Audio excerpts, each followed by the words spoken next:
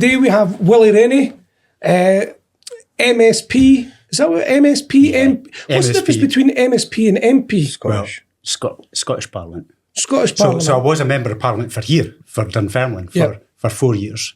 That didn't last long. And then I ended up being the MSP for the other end of Fife. So St Andrews, Cooper, Anstruther, all those kind of communities. So yeah. I said that because what was that? I think we wrote that down earlier on in my little notes because we do a lot of professional things here. So that was, was it your 1999, was it? You were? So no, I got elected in 2006 for here in a by-election. And then 2010 was, remember the Nick Clegg Mania election, 2010, where he went way up in the polls and then way back down again.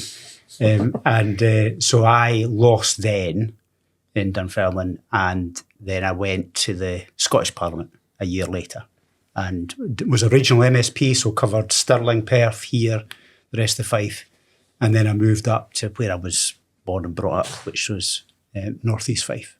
So am I right in saying, was it Strathmiglo? Yeah. Right, or Stramigli. Stramigli. So like, when you went through that journey, because I think all of us that are in business and the people that are listening and watching, it's just really interesting to understand what drives people. You know, you've had some failures, let's say. Yeah. You've had some successes. What's keeping you motivated through all this? Just who you are, isn't it? I mean, my dad was a grocer, so I was kind of brought up in the kind of business world. He had 3 shops, one in Strathmiglo, Auchtermuchty and Cooper. And I kind of sensed from there about the commitment that you require in order to succeed. You know, kind of every minute really mattered. Every relationship mattered. And successes are really joyful when they come. So you live for the good days. And sometimes they're tough things, but actually I always measure myself as to how I dealt with those difficult moments. You can't go back. You can't fix what's done. What you can do is make the right decisions today. And you should look back on that very day and say, right, I made the right things in a very difficult situation. That kind of compartmentalization gets you through some pretty tough times. So that's really important to just have in your head about what's possible, what you can do, and move forward. Did you always want to be a politician? I suppose this is where it starts. How did the journey start for you? Well, I remember over the cold meat counter in the grocers in Strathmiglo, my neighbour was a school teacher, and we got, for some reason, I must have been about 14 or 15, and I said, do you have to have like a degree to get into politics? He said, no, you could be anything. And I've always been interested in just kind of life and how it works and organising. And I mean, my family's not political, but I've always been interested in it. I remember the rise of the STP Alliance and all those days, kind of excitement of it, the buzz that was created. I don't quite know how I'm going to retire because it's just politics is such a buzz throughout the whole time. Constant challenges coming from left and right. I think it's that probably got me interested in politics, the competitive nature. I'm horrendously competitive.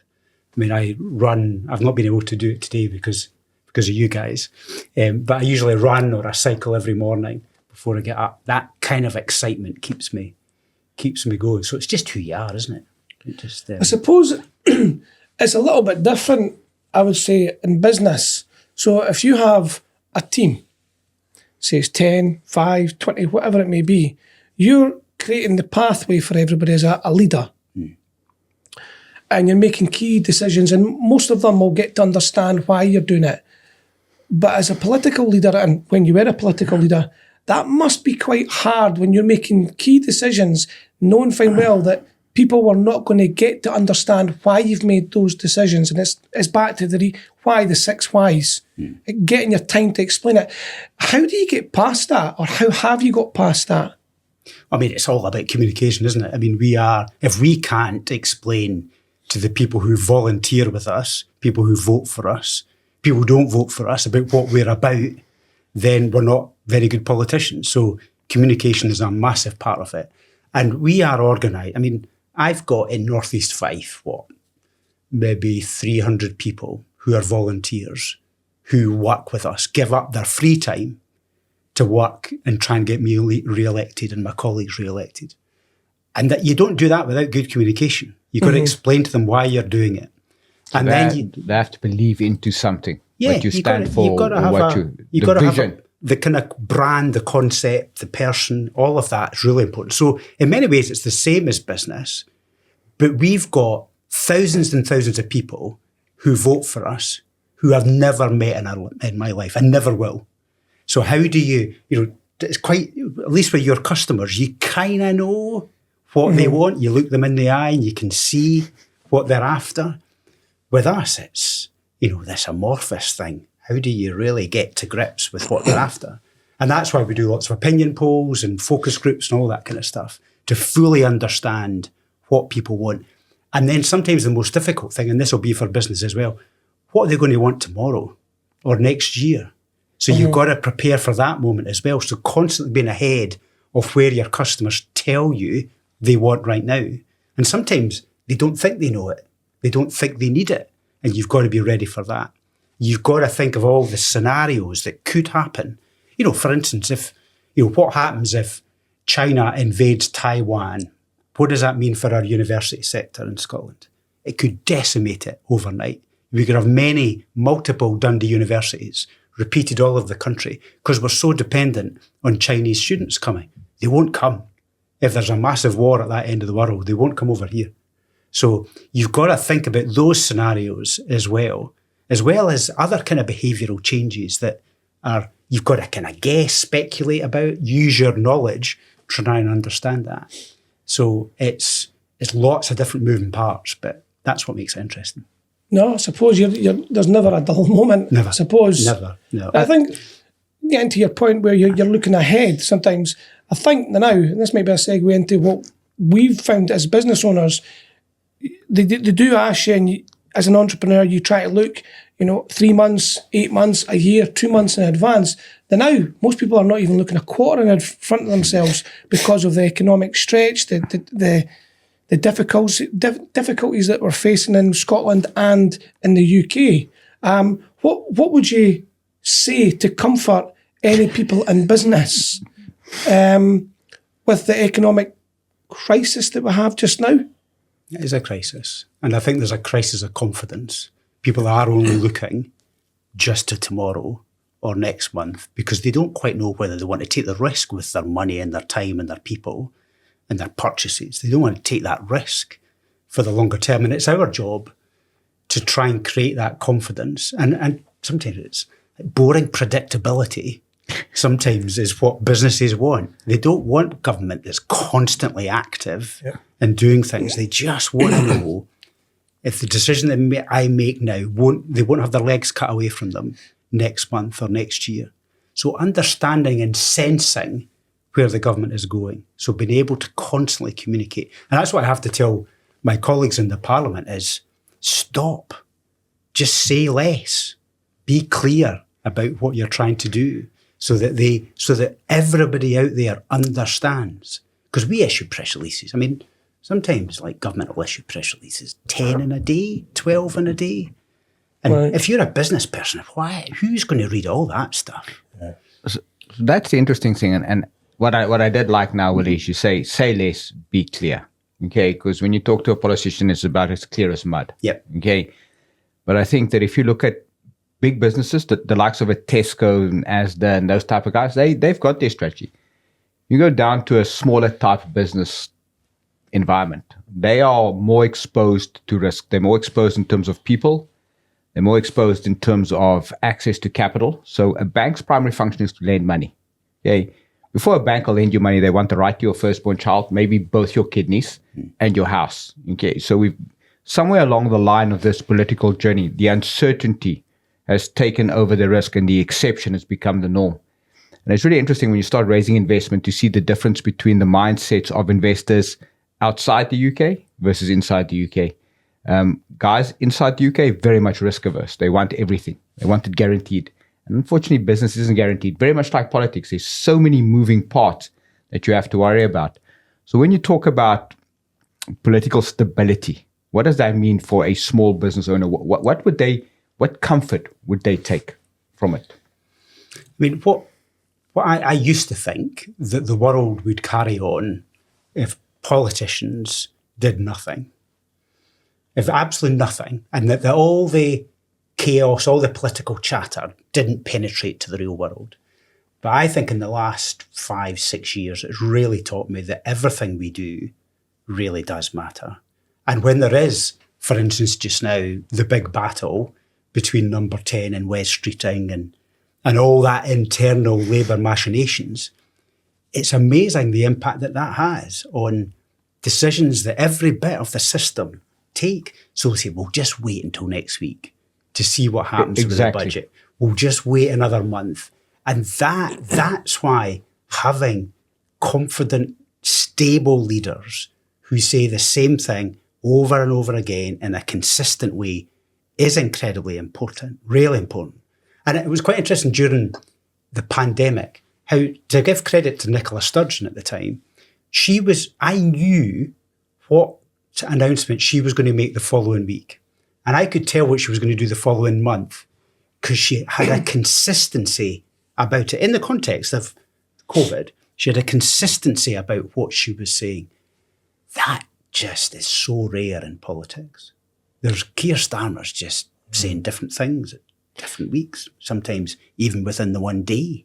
You can't afford that. Is it fair to say it's rare to find the truth from politicians? Truth is perception. Yeah. Well, you think just now what's been narrated, you've heard the BBC broadcasts, everything. You've got people now, and I've said this time and time again, I'm not caring about people that are offended, that's up to them. But stupid people are still stupid, but now they've got a camera and they've got information and they decide to throw out their content out there and some other extra stupid people watch it and read it. Youngsters are now reading it and watching it, and it's allowed to happen. In my opinion, that should be cut completely, audited a lot quicker because it's breeding more stupid people. That's what I'm dumbing it down as much as I possibly can. And here's the other one. Here's the kicker. Here's the kicker here, right? I didn't know we were going all philosophical. Here's the kicker. The accountability in any business, I'm accountable for my team. I'm accountable. I have to pay my taxes. I have to do all of that. The accountability or the lack of accountability from what I see from the for politicians, why is it not there? That's the question. So there's no nuance in politics anymore. Right. There is no ability to explain complicated things. I mean, it's rare to have a long conversation like this in politics that people listen to. They'll get 20, 30 seconds and you've got to get it across like that. And that's why Nigel Farage is so good at it, because he's got simplistic messages that bluntly won't work. I know they won't work, but you try and explain that, you have to dismantle every bit of his argument. And that's hard. So nuance is almost gone in the bulk of modern communication. And it's really important for this simple reason. It's actually government is presented often, ministers are presented with a range of just really awful decisions. You think there's an easy decision out there that they would pick. It doesn't happen. It's you're trying to work out what the least worst option is that will deal with the situation in 5 years' time. But too often politics deals with it in the next year. And that's where you try and get politicians who have got the core strength to be able to make a long-term decision, even though it might harm them in the short term. And that's really hard in a world where you've got constantly moving media. But nuance and a range of terrible options is what I would say to that. And that's why it's really difficult for politicians just to say absolutely everything that's on their mind. Because it's really hard. Do you think there's more relatability with a politician when they dumb things down a little bit more for the average man? Because when I hear it, I'm not the smartest cookie in the jar, but I've got passion, I've got drive. Nobody's disagreeing here, are they? You've got a bit of I see you outside. No, I just think it baffles me, some of the things, the decisions that get made. I'm not privy to the whole aspect of it, like you've just been said. Like nobody's privy to the aspects of my business as well. I know everything inside it. But it just baffles me, some of the key decisions that are being made from a business point of view, where I just go, it's staring you right in the front of the face. What's happening? So then the cynical mind is going, right, so what policies are not getting created here? Is it because it's implementing somebody else that's maybe contributed some money towards it? Because let's be honest, Money rules the world. Money rules the world. There's greed. There's policy here. Here's 50 grand. Make sure you sort me out, because it's back to what's in it for me. Nobody's handing their money out for no reason. They want something that eventually back in return. And I just want to know what your thoughts are. It's kind of an open-ended question. So I mean, part of the problem here, I mean, we should be pleased that in this country, the level of corruption is pretty minimal compared with other countries in the world. You go, to some of the Asian countries, African countries. Absolutely. Corruption is I'm going to say to you, so the thing that I've learned is you've got corruption. Okay, make no mistake. Okay, it's just a lot more subtle. In Africa and Asia, it's blatant. Yeah, it's blatant. It's part of the system, isn't it? It's part of the system. So you build it in around it. Yeah. Sorry. No, you're, and so therefore, the reason why a lot of businesses, international businesses, come to the United Kingdom is because of that limited, it does exist, that limited corruption, and because you have a regulatory environment which protects intellectual property, but also has security. All of those elements are essential for businesses working. Things like our brilliant universities as another anchor, another magnet to attract people here. So there is corruption, but my argument would be that the reason why we are not able primarily to make progress is because we don't have leaders who are able to get people to follow. And therefore having leaders who can withstand all the multiple pressures all at once is quite a rare thing to have. So pulling along the Labour Parliamentary Party, that's really difficult to do. Making sure that their 33% of the vote is spread right across the country in the way that it currently is, when actually the majorities are tiny in each individual seat. That's another concern that you've got to have, let alone before you even get to the turbulent world that we exist in. So all of that is quite a difficult thing to navigate for any leader. So that's where I've got sympathy for Keir Starmer. But actually having leaders who, sometimes it's not the words that they say, it's how calm and composed they are and clear, and it's the body language, all of that is, I sometimes wonder, how do the public get to really assess whether a leader is effective or not? And often it is just those kind of issues around about body language. How do they react to difficult? Yeah, Charles Kennedy was always really liked. I mean, he was a very popular individual, and he managed to cut through, even though the content wasn't any more substantial than what anybody else would contribute. But you kind of got the sense that he understood it. And he genuinely did, because you can't hide that. Genuinely, he did get that across. So it's just hard. But the level of corruption is small beer in comparison with all those other turbulent factors. I'm gonna say to you that, Michael, you go. Well, I was just going to say, I think there's a lot of distrust from the public, and that when there is corruption and it's blatantly found, that nothing ever really seems to happen with it. Yeah. It gets squashed under the carpet. There's billions that are getting wasted of our money that we spend, and there just never is anybody hung up to dry.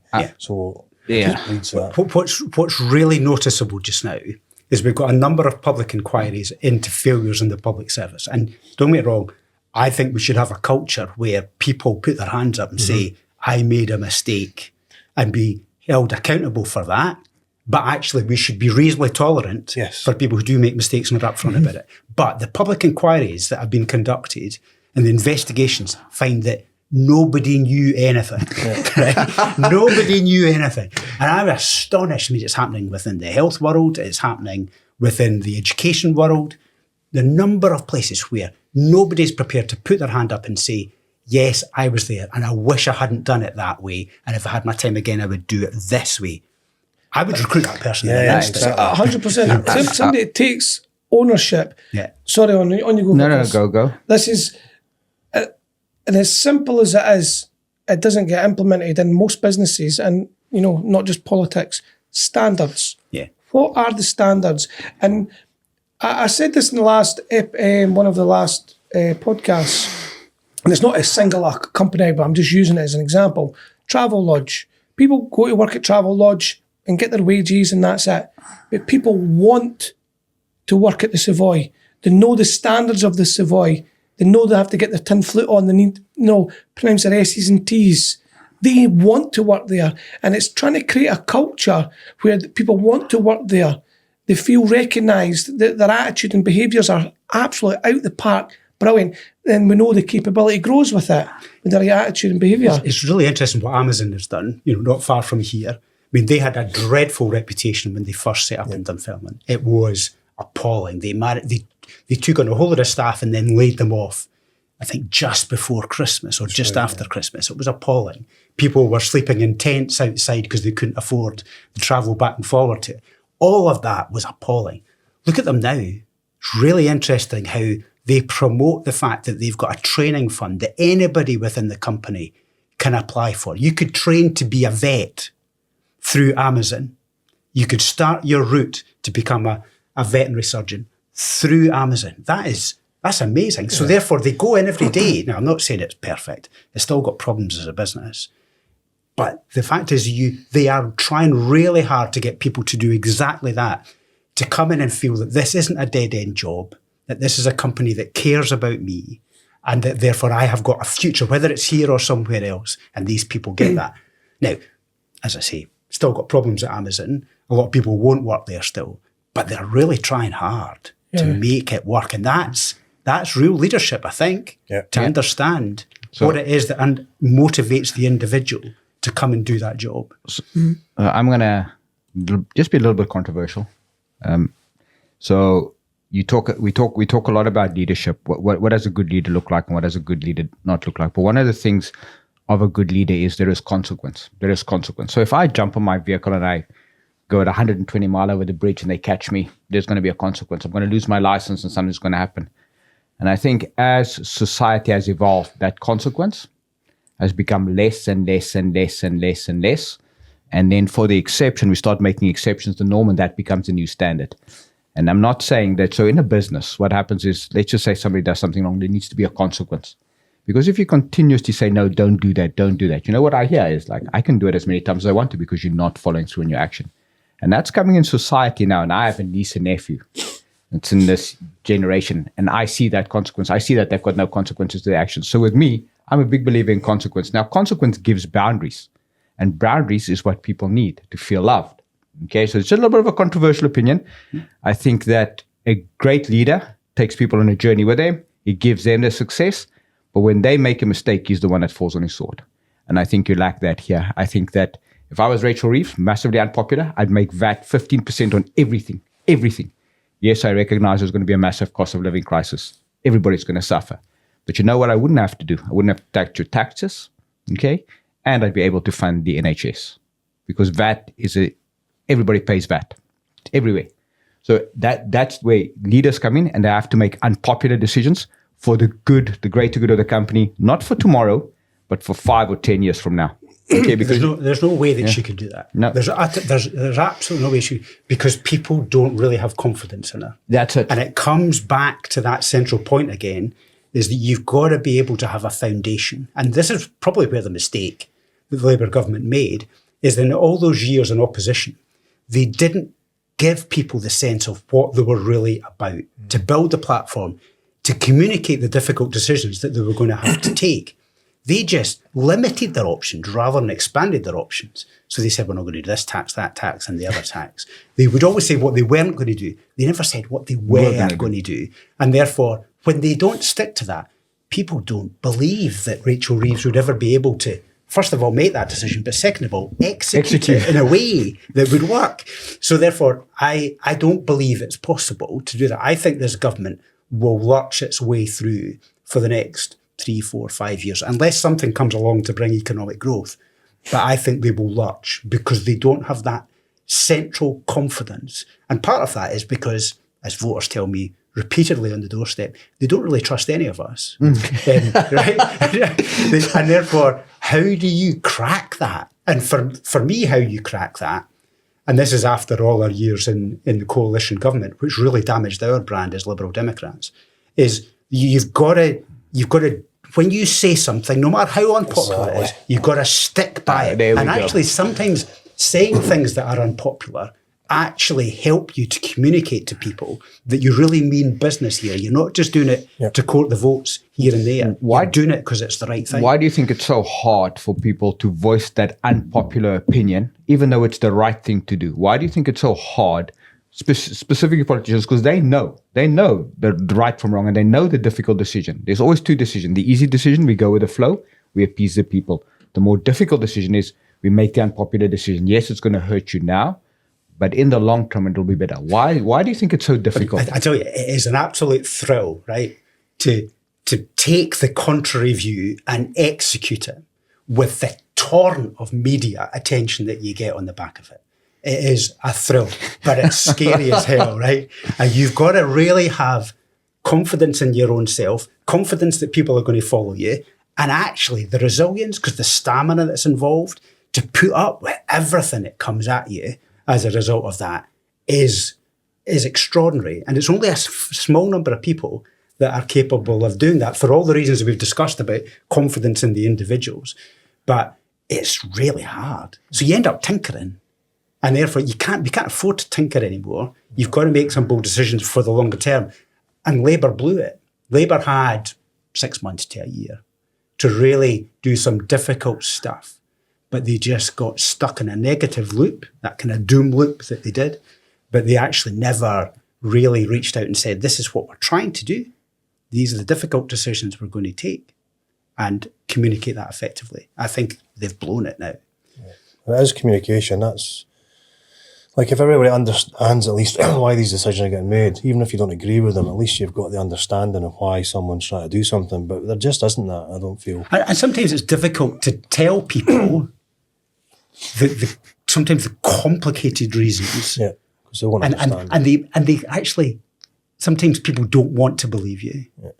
So therefore, even starting on that journey means that you can't actually discuss the central point that you really need to try and get across. So sometimes it's just really hard because there's multiple, and you're speculating to some degree. You're using a kind of intelligent guesswork to try and predict where you're going to go to. But yeah, it's just hard. And I guess now we're finding, we were at a conference last week with We Do Scotland in Belinda, and there was definitely the feeling amongst all the SMEs there and some of the bigger businesses that there's just a massive disconnect just now from government and businesses, SMEs. And I guess, how do we get round that? Like, as a voice, as a community of entrepreneurs, how do we get back to the table and start to get that communication going? Because like, business is hard at the moment for a lot of people. We've had some people, business colleagues, that have lost their businesses just recently, and there just seems to be a trend there now where people are starting to go, enough's enough. You know, we've obviously got a lot of people exiting the UK as a whole.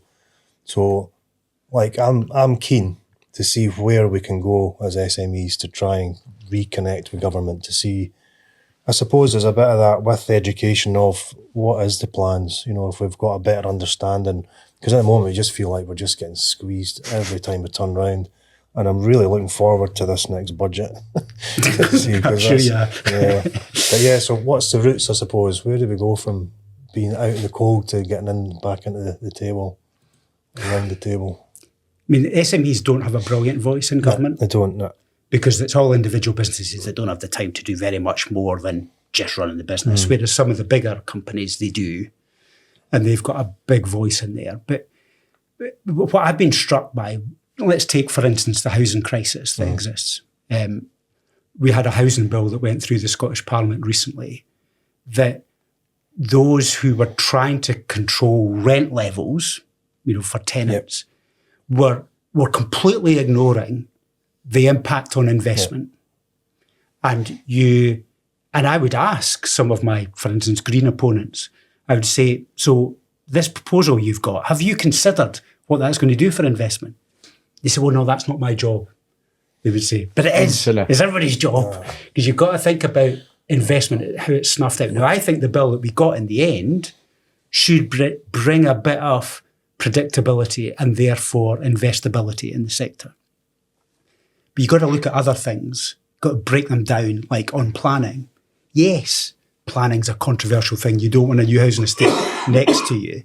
But you've got to think about, how do we get a planning system that gives, in reasonably short order, the ability to construct houses because SMEs face a particular problem because all the upfront costs that you've got before you've even got a kind of in principle decision, that you take a huge risk, huge investment, huge time, and you might not even get it.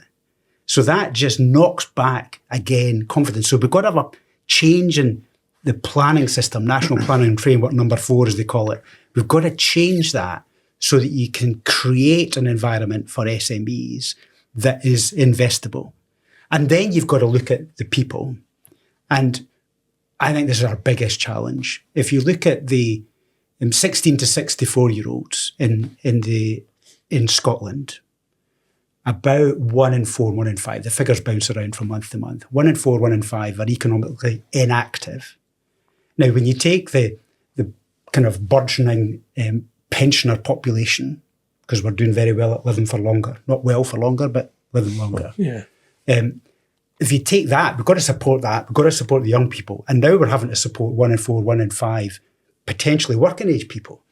That creates a really difficult environment for taxes, but also for them, but also for businesses who are looking for people who they can rely on. So therefore, it's no surprise we're looking abroad to get workers to come in. It's no surprise that that's the case. So, but what we've got to do is to try and deal with the reasons why so many people are economically inactive. That will create a working population that small businesses can rely on, that they know that when they take somebody on as an apprentice, that they'll stick with it. That's an interesting one. That's a very that is a really, interesting really interesting thing. Okay, so I'm going to tell you, I'm a capitalist at heart. Okay, no, I make no mistake about it. I'm a capitalist at heart. It's that work ethic that we're lacking at the moment because, and I'm an outsider looking in. Make no mistake, I'm an outsider looking in. And what I see is it's just too easy to get onto benefits and then to stay there. And also to come back into it. And I'm going to use this because it's a personal example, because we have a family member. He makes more money staying on benefits than actually going back to work. And I have a big fundamental problem. So I'm not allowed to voice that opinion because it's unpopular, okay? But I'm like, I have a business. I pay taxes. I pay VAT. So I'm supporting you. And I see a lot of my clients struggle with exactly that. Is where do I find just people that want to come to work from 9 to 5 or 8 to 5? I'll pay you a fair wage. Come in and just do what you need to do. Struggle. I will say to you, it's a tough economic environment out there. Single biggest problem across nearly all my clients at the moment is people. Yeah. Finding the right people. Now, also Scotland's demographic, 6-7 million people. Down south, 67 million people. It puts so much more pressures on. So it's interesting talking to you because it's stuff that people won't necessarily see or hear about what is the economics behind it. But that economically inactive section, I think we have made it too easy. And that's a personal opinion. So it's, I think work is a good thing. And I think politicians should say that work's a good thing. And actually, even if you're unwell, even if you have a disability, there's a place for you. Absolutely. 100%. Right? And we spend too much time, I think, in politics looking for what people can't do than what they can. And so for instance, think we talk about massive growth, particularly since the pandemic, of those with ADHD, autism, neurodevelopmental conditions. Now, it used to be, when I was growing up, in the 80s and 90s, that it was working age men who had been down the pits, working in factories. They had various industrial diseases. Their companies went, they were wiped out. Margaret Thatcher's sorted that. But those people, we had nothing for them. But they were in their 40s and 50s. So they would maybe lose 10, 20 years worth of working life. Now it's people in their teens and their 20s. Yeah. And they could be out of work for 40 years. Yeah. And the consequences of that for the taxpayer are so much more. But for them, it's even worse. Because the self-pride in their role in society and how they're contributing, their quality of life I wouldn't like to sit at home all day and look at the television. I mean, that would be horrendous. But for them, that might simply be their only options because they don't have the confidence to be able to grapple with the world. So where's the NHS on this? Now, look at, for adults, right, in the very place that we're sitting in Fife, in Scotland, you have no what they call neurodevelopmental pathway for people who are on the autistic spectrum. So we have nothing for them. We don't even have a conversation for them. They sit at home. There was a case the other day of this, I think he was about 20, 21 years old. I met his mother, said at school, he managed to get the ADHD medicine. When he left school, he went off it. Went off the rails completely, involved with trouble with the police, all that. And then he said, right, I finally need to get my life back on track. It's 3 years later, he's still waiting to try and get support. Now, he's a bright young lad and he could be working, but the NHS is nowhere for him. That's the fundamental problem we've got. And I could go on about how we deal with it at schools and behaviour and violence and all that stuff. We're not really looking after the potential working population that we've got right on our doorstep because we don't have the right service in the right place to respond to the current needs that we have. It's very interesting you say that because I was at the rugby last night. I got taken there and it was interesting because it starts at school level and two of the guys are there, both wives are teachers and they teach P4, 5. Yeah. And they've both been booked off because these kids are verbally abusive to them. Yeah. Now, let me go back to my point about consequence. Okay. So I get that for the 1% or the 2% that applied discipline in school, we've swung the pendulum completely the other way because there are no consequences to kids today. I could be 14 years old or 13 years old. Okay. What could happen is I could do a variety of things and there's no consequence to it. That's not the problem now. The problem is when I'm 18 or 19 and I do that and I get arrested and I go to prison, who do I blame? I go, oh, it's society's fault. No, we've lost self-pride. So when I you were fortunate enough or unfortunate enough to have a Scottish education, I suspect. But when I was at school, I was belted a lot. Yeah, that's right. Where I come from, that was the norm. That was the norm.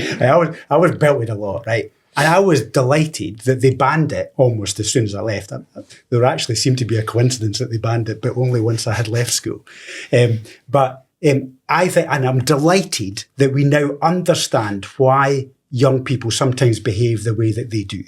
And I want to understand why, perhaps the night before their house was raided by the police in a drugs bust.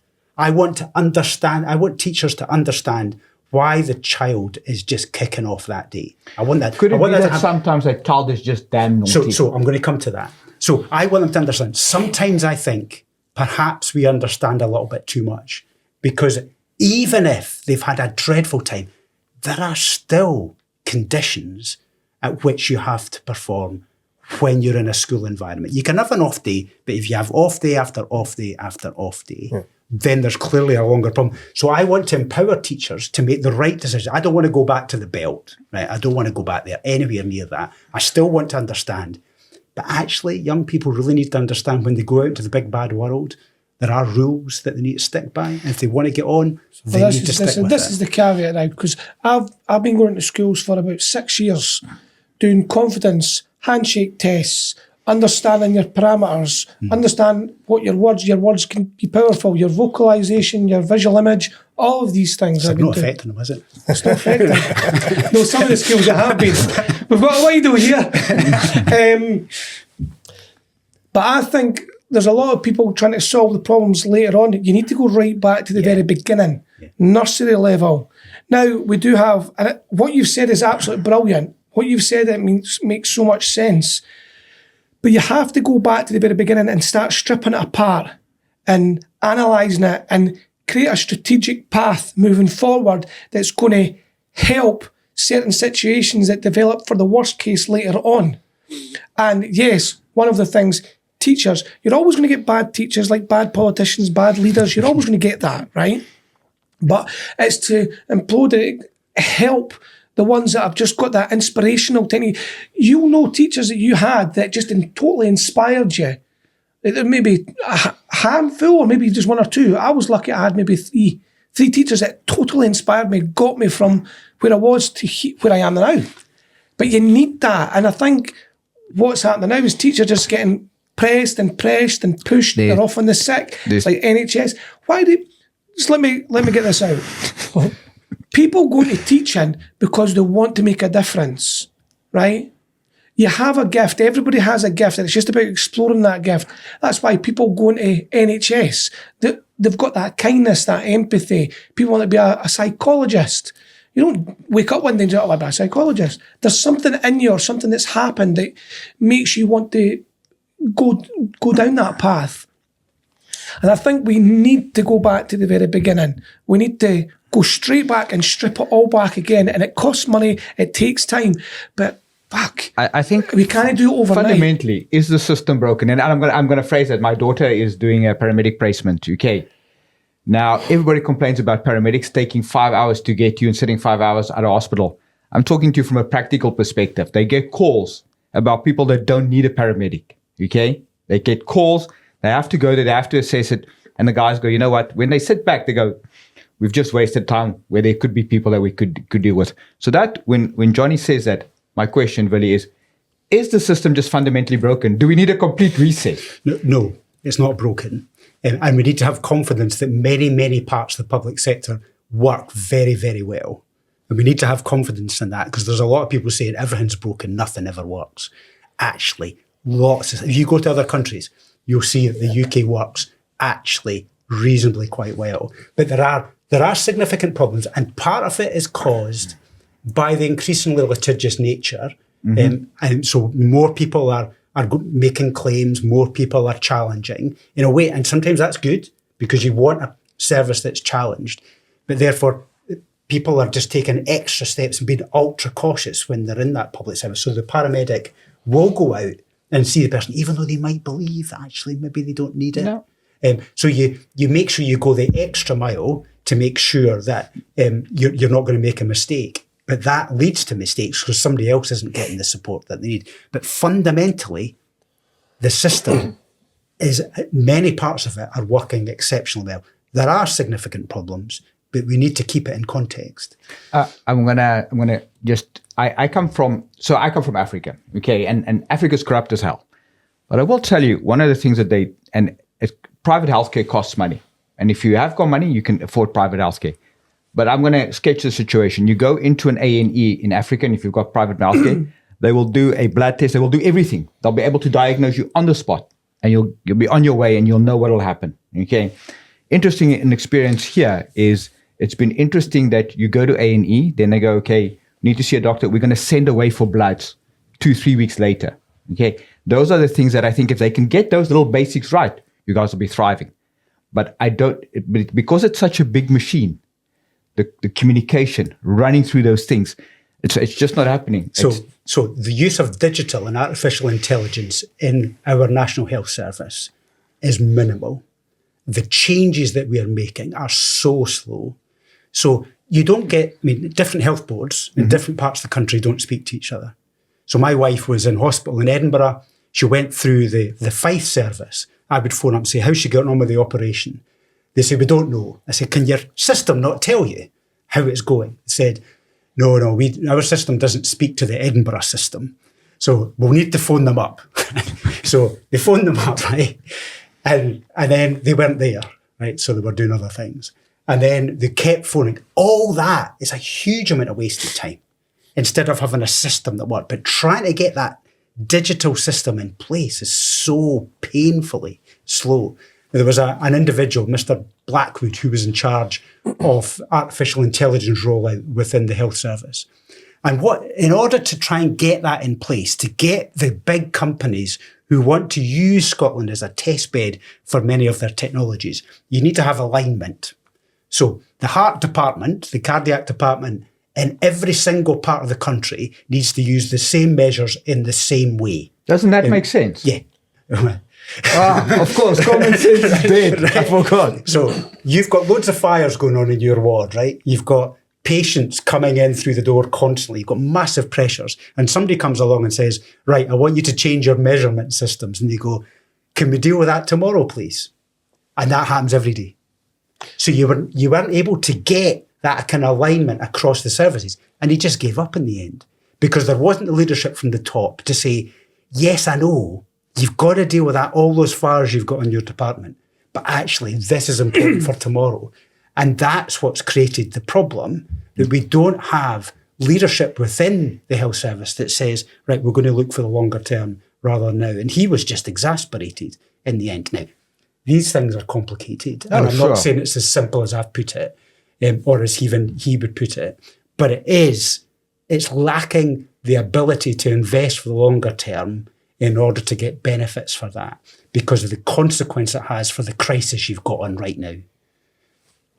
Does that make sense? It does. I read a book by a politician not so long ago, and he said the moment your health service are allowed to strike, your doctors, your nurses, policemen, your country's on the brink of anarchy. And do you know what? He's not far wrong. I promise you that when you start looking at things, and I think the problems are big. This is a massive oil tanker, okay? To steer it isn't just like, let's flip the steering wheel and the boat does 90 degrees. It does maybe a degree, 2 degrees. And every time a new party comes into place, I see the ship just doing this. Nothing gets better. Nothing gets worse. If you go back to people, and if people are really honest, and you ask them, is your life any better? Okay. If they're really honest, I'll go, no, it's worse, or maybe a little bit. Why would you expect the politician to sort it, though? It's interesting. Why would you expect... No, hear me out.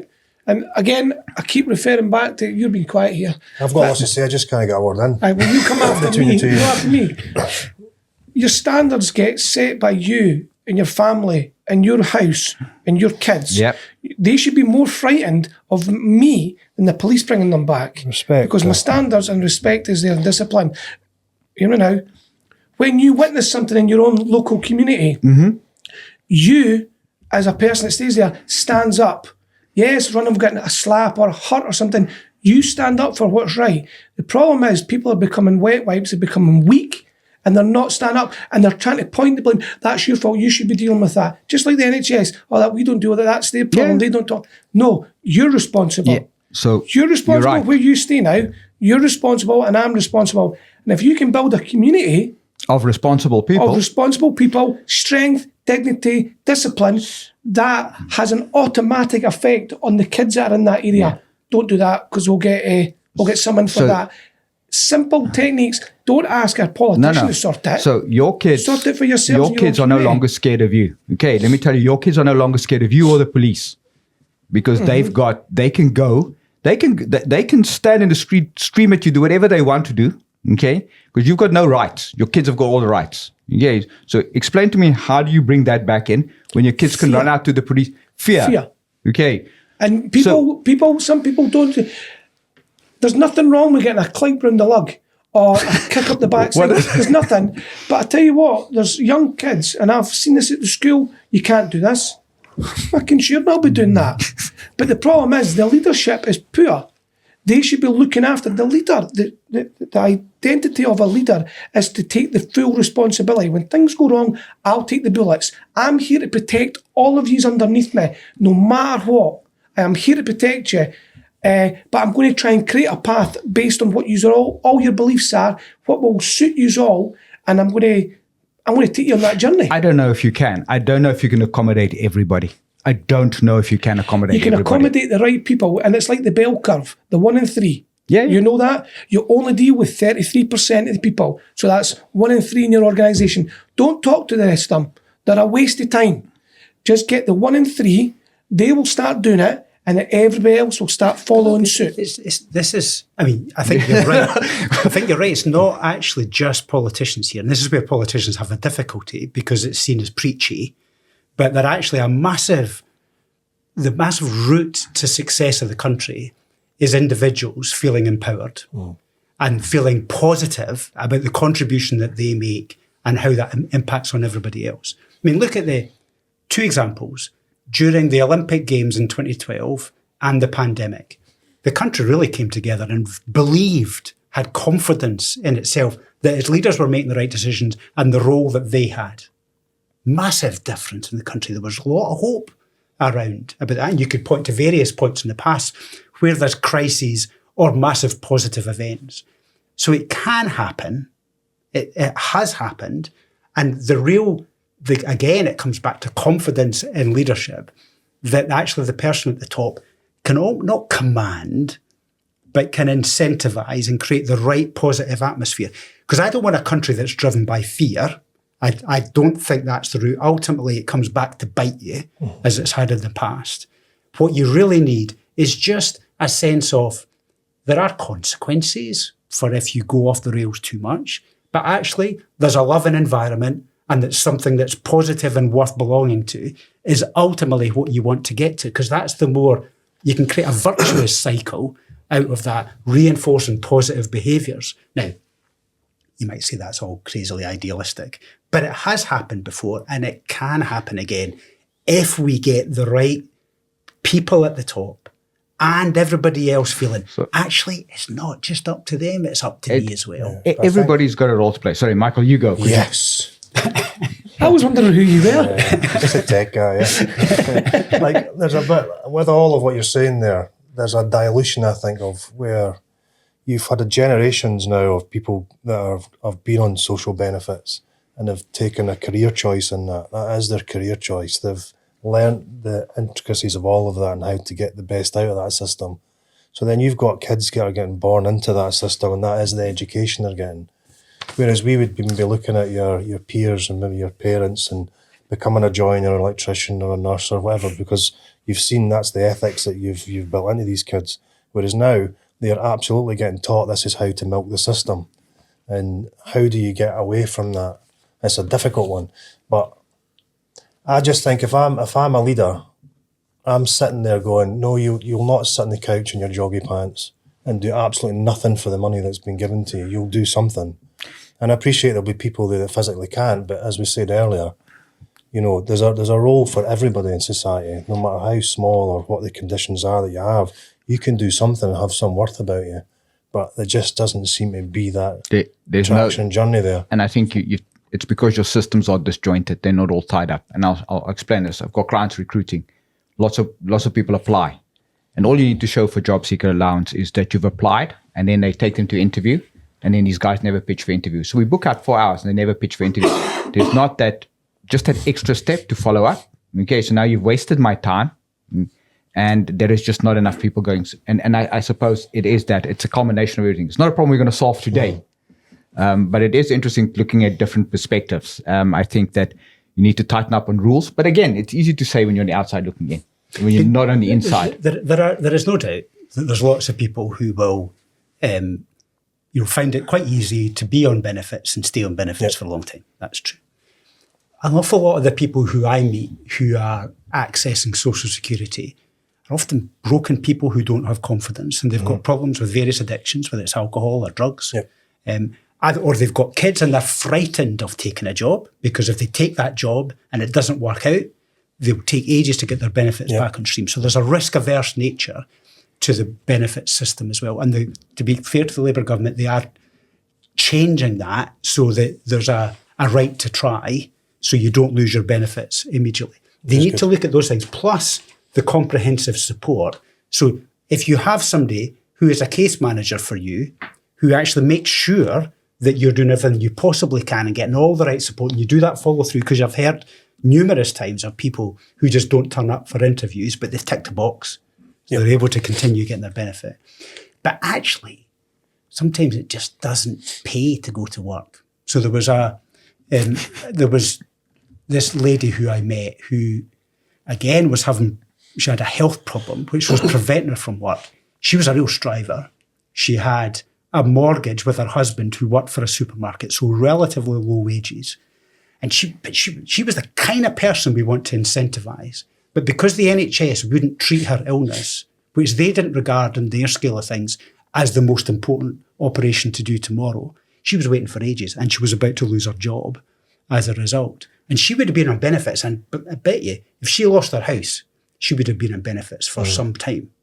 So therefore, we aren't really looking at how do we look after the people who really need our support to keep working. And that goes back to the ADHD support and the autism and all that stuff. How do we have a rounded system in the way that you describe to make sure that we're incentivising people to work? But just one final thing, sometimes financially, you are better off. And that's where it's broken, though. Like, I've got a simple way of doing this, right? You can have empathy, you can have firmness, all of that, right? But once you create new standards, and I say most decisions are made, you're going to have people that like it, some people that don't. And that's just a standard thing. But once you create new standards, new rules to this. New laws, people just have to abide by it. That's it. You'll have, it might cause a bit of problems for 1 or 2 years. There'll be people that slip through the net, but you'll have to try and find a way of picking them up as where you can. But what it'll do, I think the majority of people that you're trying to tackle, it'll work for 7 to 80% of people. And I think even in your local community, back to your local community, manage it. Dob them in, tell on them. These people here can't walk. They clearly can. They're putting their milk in the system. Dob them in, video, send them in. You have got a duty to look after. You cannot sit on the sidelines and moan and groan about it. You have to step up to the plate. But I think the new standards need to be created and everybody gets on or you piss off.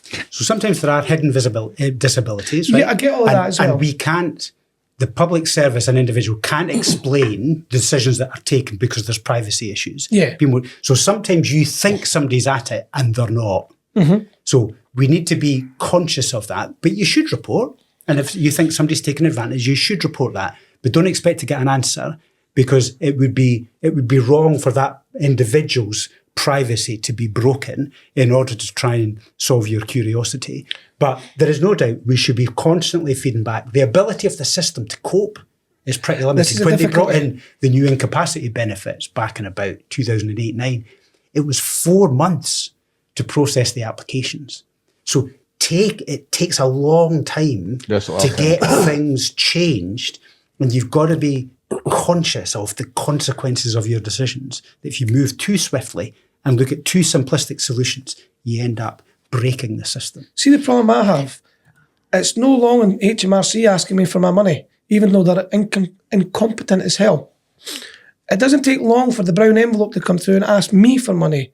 It doesn't take long for them to ask for my PAYE. It doesn't take long for them to ask my tax. It doesn't take long for them to ask for my road tax. It's paid, it's paid, it's paid.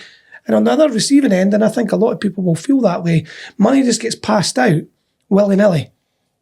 They should be audited. And yes, there should be more money put into people that have to audit it correctly.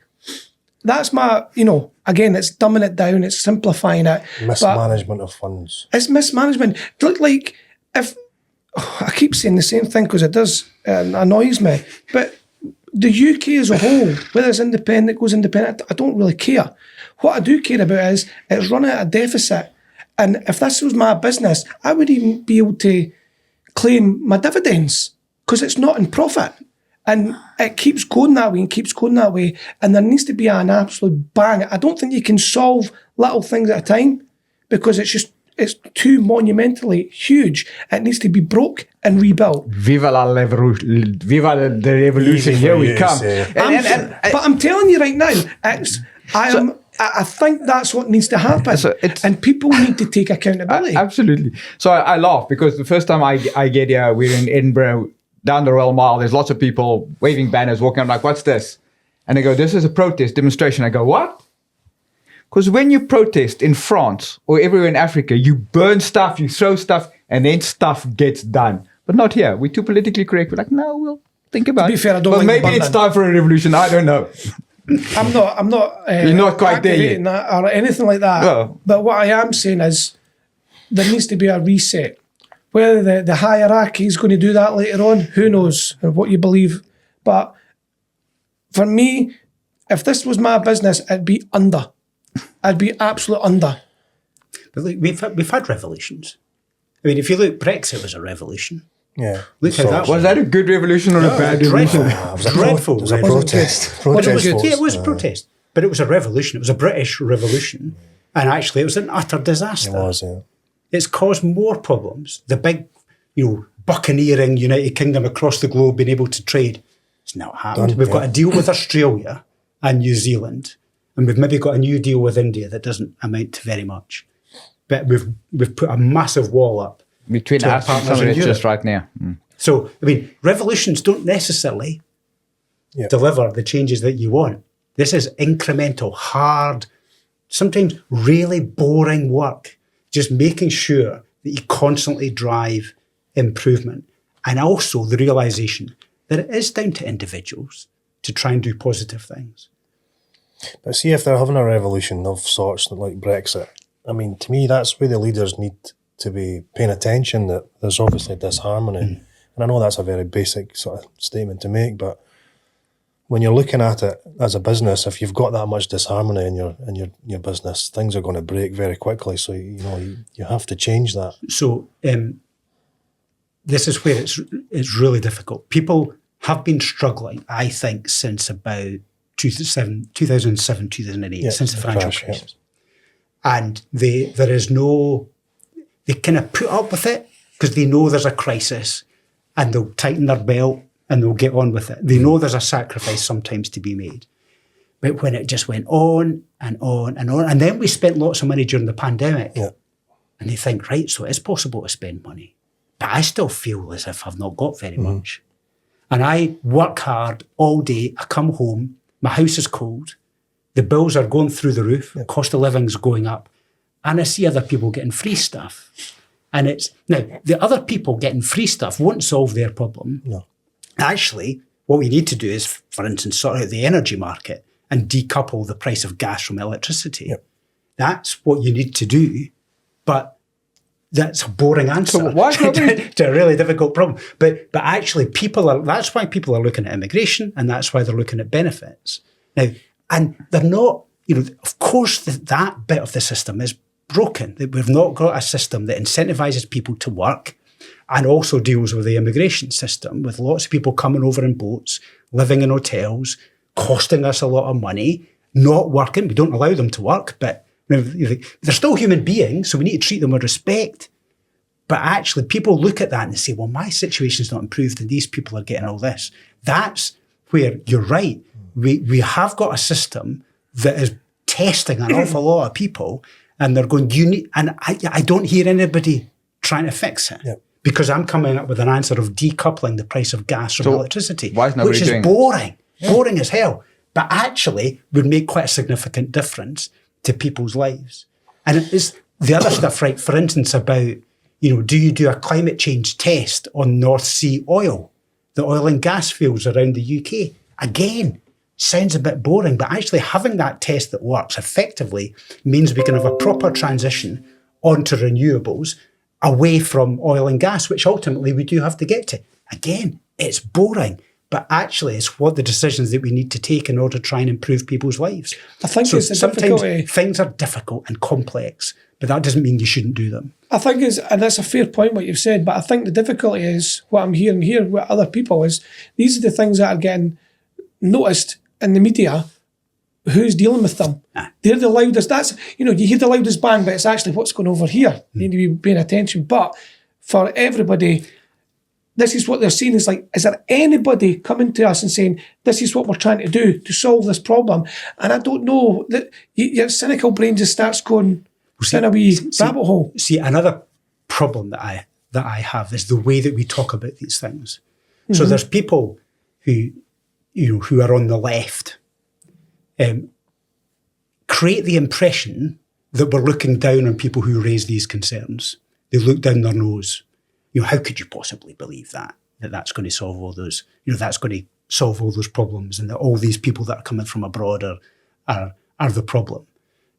There's a kind of a sneering, and that sneering needs to stop, because if we continue to drive those people away who have got legitimate questions about the way that the country is run, if we continue to do that, we're going to just drive them into the hands of Nigel Farage. So when I come across somebody who's thinking about voting reform on the doorstep, I don't walk away. I spend more time with them than I do with almost anybody else, because I want to understand what their concerns are and why they feel the way that they are, and what I can do to persuade them to come back to me. I spend more time on them than I spend on anybody else. Even though it might be a fruitless exercise, those people are at that cutting edge of where politics is going. But so many of my colleagues would just walk away. And I've come across some pretty offensive things that are said in the doorstep about people who are coming across in the boats. Some pretty ugly language, but I'll stick with it because it's really important that politicians do not sneer, and instead they listen and understand these people, because they are hurting, and they're hurting really bad just now. We need to understand that. I think that's where the reform, that's the way it's going to be another protest one, is that this is all broken and not working for me. So, no, even with the lack of understanding like Brexit, let's just go down this road because it can't really be any worse. Can't be worse. Yeah, now, look at that. Can it get any worse? They said that in the independence debate. They said that in the Brexit debate. Yep. Farage is saying it and Trump says it. All those arguments. Now, I'm not saying all of those campaigns are the same. And, the SNP and the independence movement is a different kind of set, but it's the same argument. It's that counsel of despair. Can it get any worse? Take a risk. Try anything you like. Because if you try anything you like, you end up with Brexit and Trump, which is not exactly worked out particularly well for anybody. So that's why it's really important just to take time and listen and understand and come up with bloody solutions that work, instead of just constantly. I have a thing in politics, I could go on forever. I have a thing in politics where I say we have to hunt for agreement with other parties. Because too many times my colleagues just hunt for disagreement. If they say that, we'll say this. That yaboo politics turns so many people off. Now, it's hard to hunt for agreement because you end up backing something that actually might not be 100%, but actually it's better for the country if we can reach an agreement. So we did that over the housing bill. It was really important that we tried to moderate it. Now, we ended up voting for the bill. Then a lot of it I might not agree with, but it was a better deal because we had worked with others. And you need to give a little in order to get it back in politics. And that's what we did. But so many just do that yaboo. And it's just so bloody boring. I agree with that totally. I mean, we've been in the private rental sector, we've been working in one of the businesses for 15 years now. And the government intervention on that has just went far too far. They think you're the enemy. Yes, and that's the narrative that's getting pushed constantly. And, we're a massive player in housing people with the crisis. We're not going to deal with the housing crisis without you. No, exactly. If we don't understand that, then, because you can't do all this by the state. Not every house is going to be owned by the government. Of course, we're not going to do that. We need a whole mix of people. Got to be standards. You've got to have that. And there are some dodgy landlords, I get that. Sure. But that doesn't represent the vast majority who are good, decent people who are trying to provide a home for people. And that's where the government, in fact, the Greens got it wrong because they just 100%. Demonised you all the time. Absolutely. And it's hard now because there's a lot of evidence put across to show where they're going with all this. And, the backlash is, and entrepreneurs as one will find a way. And, like the rent, banning the rent increases. So, of course, first opportunity, the rents are through the roof now. So the affordability for tenants is really... And you've also got a situation since 2008 where people just cannot afford to live and save. So they can't get deposits together, which would normally kick on buyers going away from the rental sector. So it's very difficult. That's a difficult sector to be involved in at the moment. And I feel for tenants, and it's went the opposite way to what they were supposedly trying to do. That's my wee rant. That's not a rant. I'll give you a rant. No, not at all. No, I just want to say thank you very much for coming on. Amazing. Thank you for sharing a little, putting back a little bit of the curtain, putting us a little bit, just, bringing some degree of understanding. I think it's important that we see both sides of the coin. And you certainly educated me. Yeah, and I think if everybody works in the same direction, you said let's hunt for agreement rather than disagreement, it would be a much better place. We thank you very much for your time. And with that, enjoyed it. This is your world. Shape it, or someone else will.